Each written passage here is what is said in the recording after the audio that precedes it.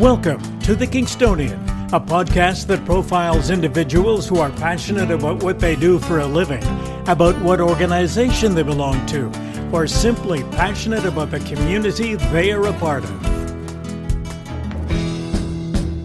Hello there, and welcome. My name is Dave Cunningham. In this episode, an individual with a passion for education and the institution he oversees. Our guest is the CEO and principal of St. Lawrence College, Glenn Vollebregt. Glenn, welcome to the program. Thank you. Thanks for having me. There are a few things that I want to cover in this short half-hour conversation. Sure.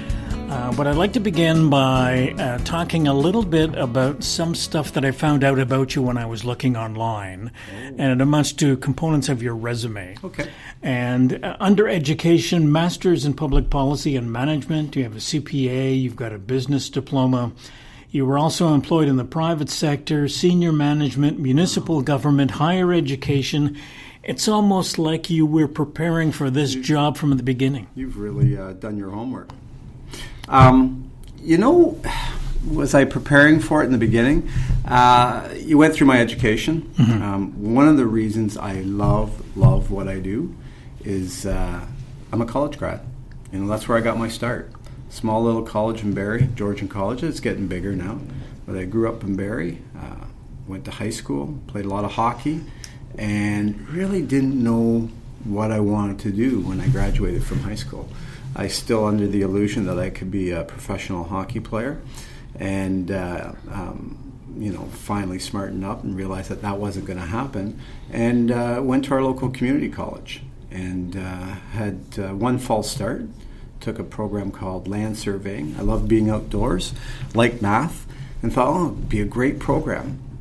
And then realized that I didn't really like it that much after spending 8 months in the program. So then took business program, and that's where my natural inclination went to and was. And I always say, and I've done a couple of presentations at the college to classes and so forth. I owe everything in my career to my college. And a college diploma, and I really believe in the college system. So for me, this was the ultimate job opportunity, and I love what I do. I'm going to come back to the college system in a bit, but let's say now you've got this job. Sure. So you were just hired to be the CEO and president of St. Lawrence College. Right. It's your first day on the job, right. And you're sitting there going, this is a big responsibility. We've got 10,000 plus students, 3 campuses. What's going through your head on the first day in terms of the emotional fortitude you've got to have to get started in this job? It's funny when you say it like that. Even now, I go, "Oh my God, that's a lot." And you don't really think about it like that. It's really one conversation at a time, one day at a time. I can tell you, I had when I was told that I was going to be the president and CEO, that I'd been successful, I can't tell you how excited I was. I was just incredibly thrilled.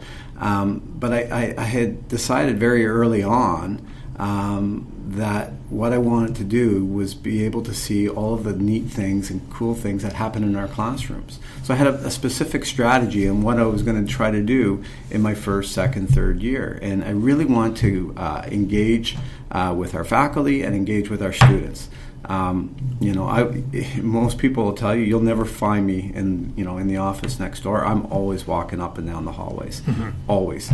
And that's where I find out what's going on. That's how I chat with people, and that's why I love what I do.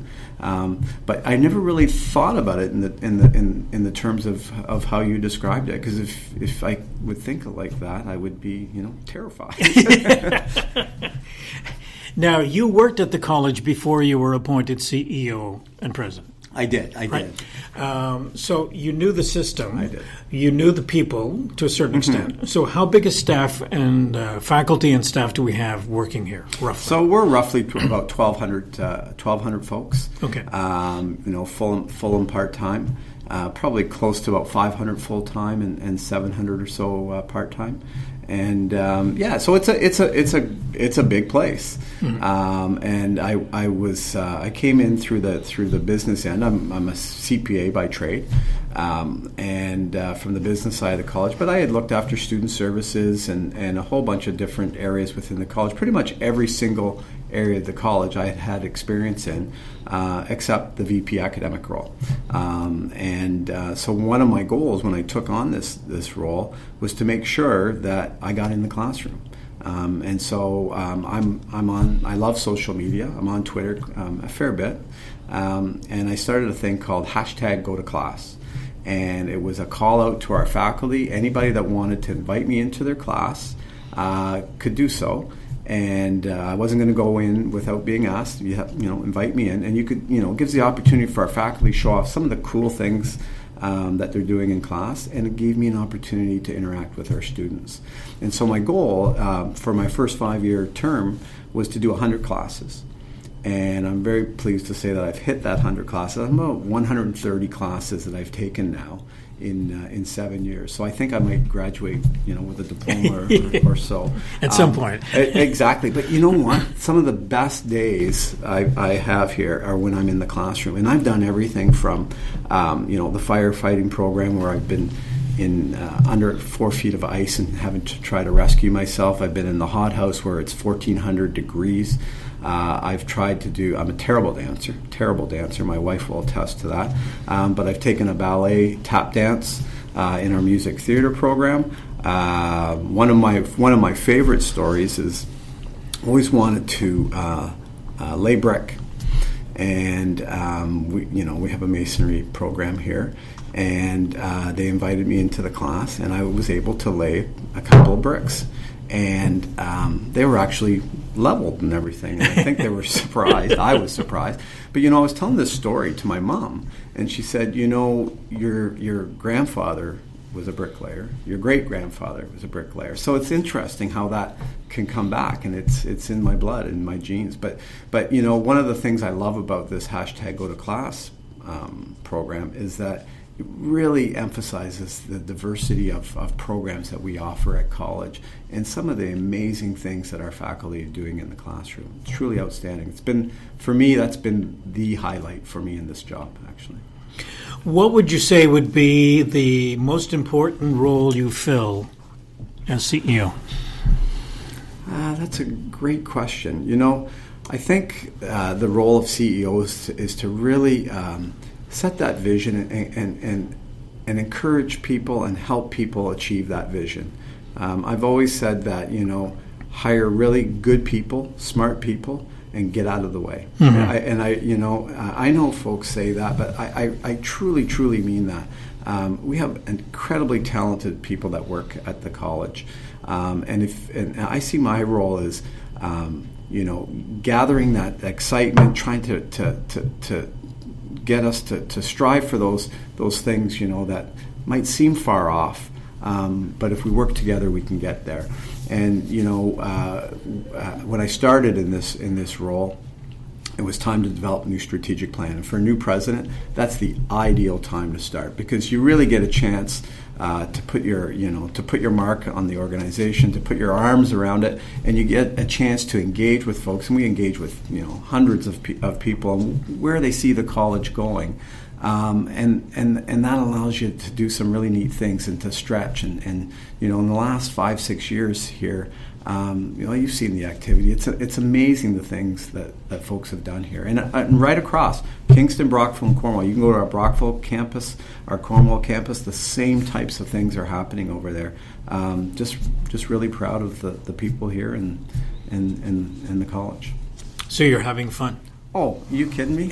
My wife says every day, she says, I can't believe you get paid for doing what you do. Because I do. I love, if you love what you do, it's not work. Exactly. And I really do love what I do. It's a great role. It's a 24/7 role, no question. You never know what your day is going to bring, whether it's a Sunday, a Saturday, or a Wednesday afternoon. but it's something that, you said it almost looks like I've been preparing for this my entire life. I guess in a lot of ways that's true. It's not work. It's a passion of mine. Love it. If you're talking to any educator, and I don't think it matters really what age the students are, there is always an encouragement on the part of the educator for the student to consider lifelong learning, to continue to learn. Right. So I would imagine that you subscribe to that particular philosophy. Absolutely. In terms of the kinds of things that, given your educational background that we talked about earlier, what are you doing now from the perspective of learning? You mentioned the guitar. Right. So I am learning the guitar, and if you look back on my education, I went to college in my 20s. I got my professional accounting degree late 20, early 30s. Went on for my master's in my 40s, and I just completed the director's program with the Institute of Corporate Directors through Rotman School of Business, and just completed that within the last year. So always trying to further my education, further my knowledge, and I like school. There's nothing better actually than being in a classroom with other folks that want to learn and asking interesting questions, and I love the reading part of it, and it's probably a good thing considering I run a college, but it's something that's always appealed to me, and whether it be professional credentials or interest as well. I've also got a love of photography and read a lot about photography and so forth. So always important to keep learning.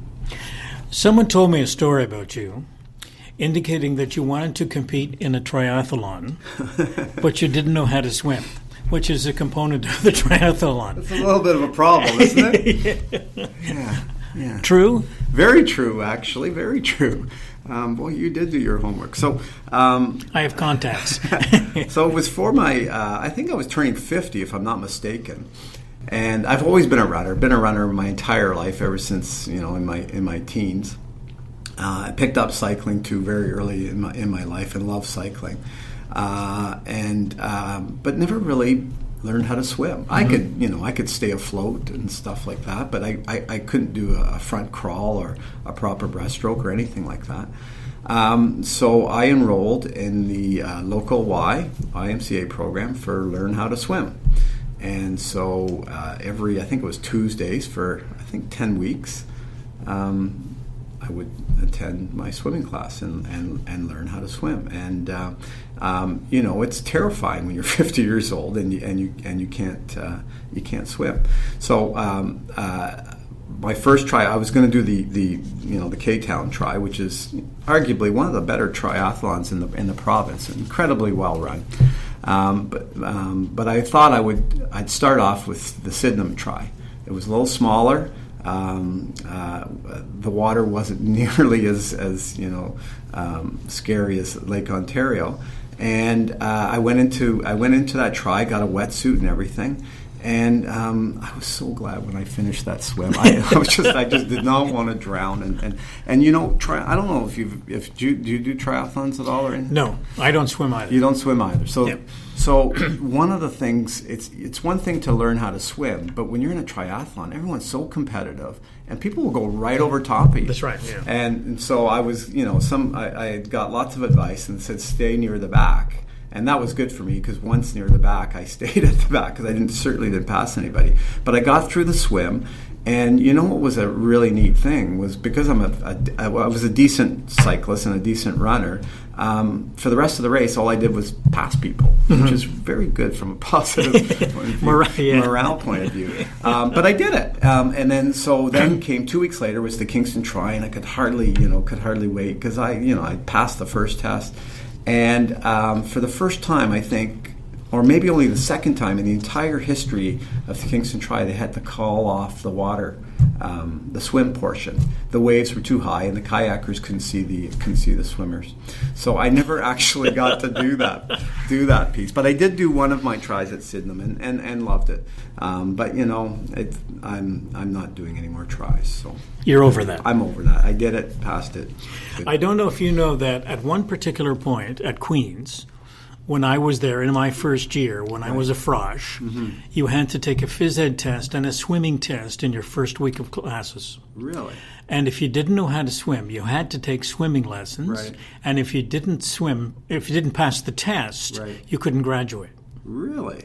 Now, they did away with that in that same year, but I was there in the last year, so I had to take swimming lessons for a few weeks in the middle of winter, which I wasn't there you go. excited But about. It really is a lifelong skill, Right. and it really is. And I'm much more confident in the water and now and things. But yeah, More relaxed. it was fun. It was a lot of fun, and I'm fairly competitive, so it was hard seeing all those swimmers going way past me. But you get over it. Oh yeah.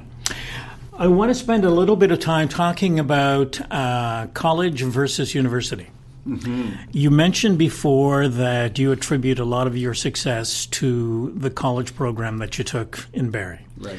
And there are people who are encouraging their kids to go to university or college or take trades, and I know that you can do the trade portion here. Absolutely. Your thoughts on the business of college versus university? Well, I obviously, being president of a college, I'm a huge advocate of college. Having said that, universities play a great role in our post-secondary education system, and I think the strength of our education system is the fact that we do have universities and we do have colleges. And sometimes for students, like in my case, I wasn't ready for a university. College made sense for me. It made sense in the way the teaching was applied. The classes were a lot smaller. You learned by doing. It was more of an applied approach, and it worked for me. I've also gone on, obviously, to take university courses, which I also loved and enjoyed. I'm not sure I would have been as successful if I had done it the other way around. And then having said that, one of our greatest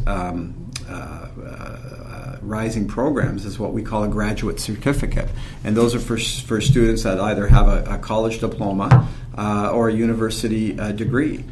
And it's incredible the number of university students that are taking these graduation certificates. So you get a 3-year arts and sci degree, you come to St. Lawrence and take a 1-year grad cert in marketing or HR or accounting or finance, and with a placement opportunity, and you're set. Like, that's a great combo. And then for others, they start here, and they go on to do some amazing things as well in terms of getting their masters and their PhDs. But I guess my point is, I believe not one type of education will fit all students. Right. And so I do see I'm a big believer in both of the systems. I think you are starting to see universities act a little like colleges at different points in time in terms of the applied education now, and some colleges starting to act a little like universities, and we're proud of it. Now, one of the I don't know if you have any statistics to deal with this particular issue. The number of people who do take a university degree and then come to college and take courses or take a program or whatever. I know that that's what I did personally. I have 2 kids who are graduates of St. Lawrence College. One has a degree from your relationship with Laurentian University, Right. and then another one is taking university courses. That combination of doing both, do we have any idea statistically how much or how often that's happening these days? It's going up every year. So those grad certs that I was talking about, 40% increase in enrollment through the university stream. You're seeing so many university students come to college now to get that final skill set that they need, get that job placement, get that opportunity, that foothold into the market, get that first job, and really get those skills that they need to get that first job. That's a great route for some students. I'm a big believer in an arts and sci degree coupled with a college diploma. It's fantastic. And yes, we're seeing a ton of that and a lot more of that happening. We're also starting to see more and more universities open up for credit transfer. So providing more credit for our students. So it used to be if you had a 3-year diploma and you went to a university, you'd be lucky to get a year's worth of credits. Now we've got them almost up to 2 years. Personally, I think it should be 1 for 1. Yeah. And for me, we will not have arrived until we can get that 1 for 1. And you know, it's been proven. We have a great relationship with what's called the Irish Institutes, the Institutes of Technology in Ireland. They offer our students one for one credit. So you can take a 3-year business diploma program at St. Lawrence, go to Ireland, 8 months, you have your degree. A year and 8 months, and you have your master's in business. It works. Our students are incredibly successful. They'd be successful in Ontario too. We just need more universities to open up to that, and we're starting to see that. What's the relationship between St. Lawrence College and the community? Actually, it's 3 communities. It is. It's 3 communities. I'd say we have a great relationship with our communities. I always say we are your community's college. 80% of our students come from the local area. When I say the local area, within about 45 minutes of the campus. And as you go east to Brockville and Cornwall, that number actually rises to the point where in Cornwall, about 90% of the enrollment comes from the local area. But here's the really neat thing about it, is that our grads stay here.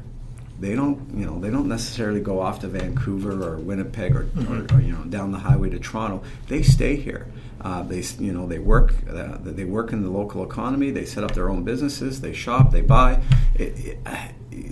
We did a study, I think about 1.5 years ago, and the economic impact of this college in those 3 communities is close to $1 billion a year. Not over 10 years or 20 years, $1 billion a year, and that's based on our grads, our alumni, and our students. We are running out of time on the program today, and I have one more question to ask. And I found this piece of information about you on the internet, and so it has to be true.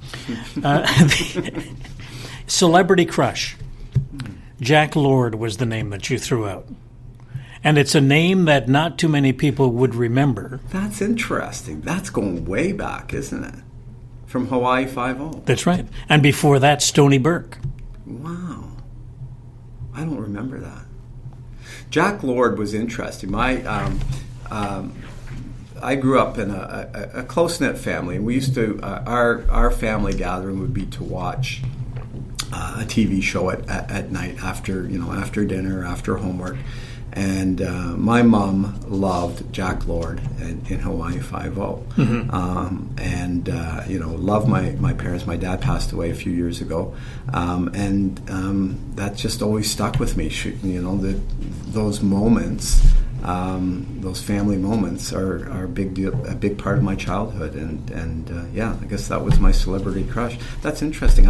I vaguely remember that. That's going way back, way back. You never know what you find. No, you don't. I actually like the old version of Hawaii Five-0 better than the current version. Oh, absolutely. I know that's the version I'm speaking. That's right. Of. Yeah. No, it's good. We have run out of time on the program. Oh, it's too bad. I was just enjoying myself. I know. Too.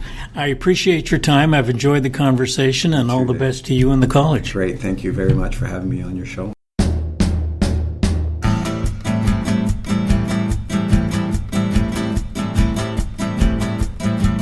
Theme music for the program is Stasis Oasis, a tune written and performed by Kingston musician Tim Aylesworth.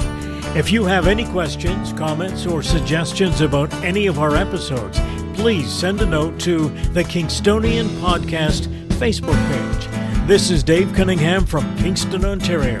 Thank you for listening. Until next time.